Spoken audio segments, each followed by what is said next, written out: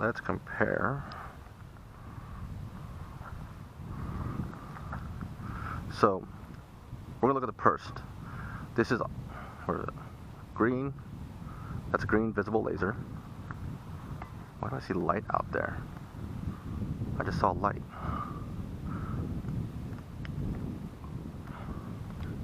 I saw light over here somewhere. This is a visible laser. Let's rotate.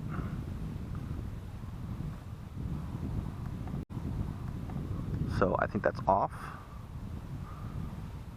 Now we have IR laser. This is IR flood. You see all that stuff. It's the luminous going off. Now there is a diffuser cap. Without the diffuser cap, you have this nice laser illuminator beam. Without the diffuser cap on, diffuser cap is very similar to the MAWL, but we'll go back after I go through the Perst. We'll go through compare it to the MAWL. So without the diffuser cap, you get a nice beam. You can actually dial the beam down. Takes a while.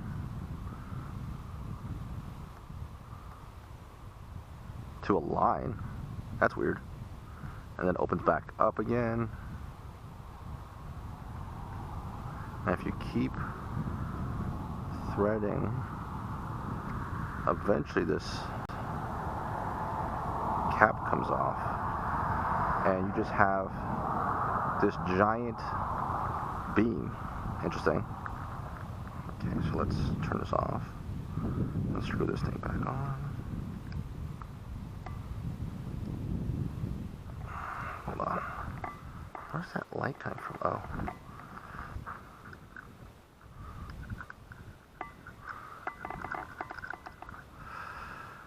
Okay.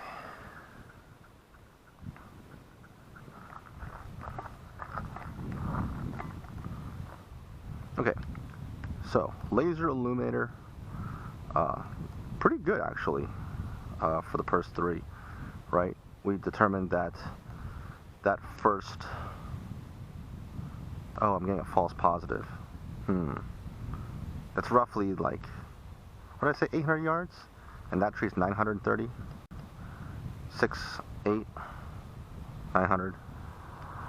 Okay. If we go over here, that's 1,000. So it's definitely lighting up 1,000 yards. Throw more light. It kind of washes out. You can see the silhouette of the trees above the hillside. So, okay. And then if we rotate some more, we get the laser illuminator and the designator pointer. Okay, so it is moving. It's really cumbersome to adjust, but you can see I was able to move the illuminator closer to the designator pointer without having to adjust the pointer laser.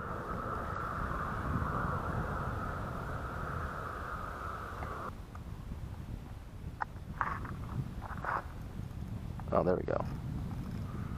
Okay, so you can adjust the illuminator, you can adjust the pointer a little bit. The adjustments on the illuminator are a little clumsy. You have this really tiny hex key. It's cool that it stores on the actual laser, but I don't know if it's really necessary. Let's put it back before I lose it. With the Perst-3, there are buttons on the side of the housing that control the brightness and intensity of the illuminator. See that? It's really dim. And it's stepped increased brightness. Let's check. I think it also works for the laser illuminator, or the laser designator too. No, it's only for the illuminator. It doesn't control the brightness of the pointer. Interesting. Let's go pointer only. Okay, so if I actually go to pointer, it doesn't change the brightness just a little bit of the pointer. Not by huge leaps and bounds, but there is definitely a power difference. See, I'm not noticing a power difference when I do laser, illuminator, and pointer. Only the illuminator is dimming. So that's interesting. Okay, so let's compare that to the closest thing the US has, which is the MAWL.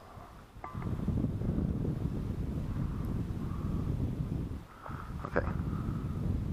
So, CQB ranges aren't really good out here in this kind of environment, but just so you can see, this is the MAWL. I've just turned the MAWL on. It has a laser, it has a close range illuminator that's just basically a really wide beam. This is a lower power illuminator, so you can see how much brighter that one is versus this one. The diffuser on the Perst is kind of close. It's actually brighter than the MAWL close range, but if you want to go long range, you have to pull the cap off, and then, see, cap goes on, diffused, cap comes off, long range. And this, other than what you saw, me pulling the entire thing off of the, pulling this focusing lens off of the housing, this is as wide as the laser gets, okay? It's a nice clean circle compared to the MAWL. The MAWL's not bad. In medium range mode, you get both the wide spill of the close range illuminator and the roll tight hotspot with the long range illuminator. And if you go to long range, it's just the long range illuminator, nothing else. Okay. The Perst-3, let's go back to the Perst, is just this nice clean circle. Now don't forget the MAWL. This MAWL is it's called the C1+. It is a civilian rated laser. The Perst is not a civilian rated laser. According to some people, it could be considered a class 4 laser. This is a class 3B, 3A, I forget what the laser terminal designations are, but it's civilian rated. This Perst is not civilian rated. So as a laser range, compared to another full power laser, I have a D-ball here.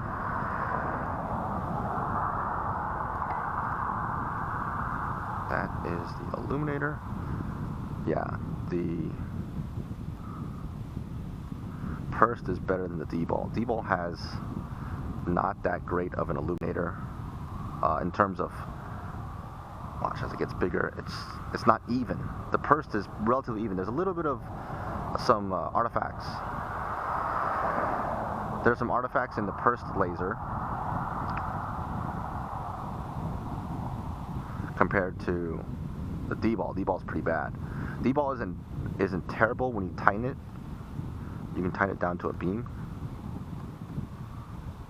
if you wanted to.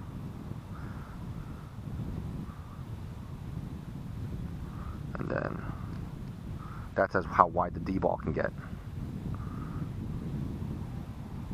Yeah, so D-ball can be wider, but it's not that useful. Or it's more useful for longer range illumination. I mean, I'm trying to light up that building which is 530 yards away. Look at that, the Perst just overshadows it. Perst is not bad, but questionable whether or not it's civilian rated. Pointer, let's compare pointers. Okay. Similar. Let's go just pointer. I'd say they're about on par with each other. Actually, the D-ball seems a little more powerful. Now, I did measure the D-ball. The D-ball is 20 milliwatts. The Perst, I'm going to hazard a guess and say it's like 10? Maybe 15 watts? Milliwatts, I mean. Not watts. Milliwatts. Hopefully I'll find out tomorrow with my help with Craig from Illumin. And just so you can see what a civilian laser looks like, here is the MAWL. Yeah, see, it's not that powerful.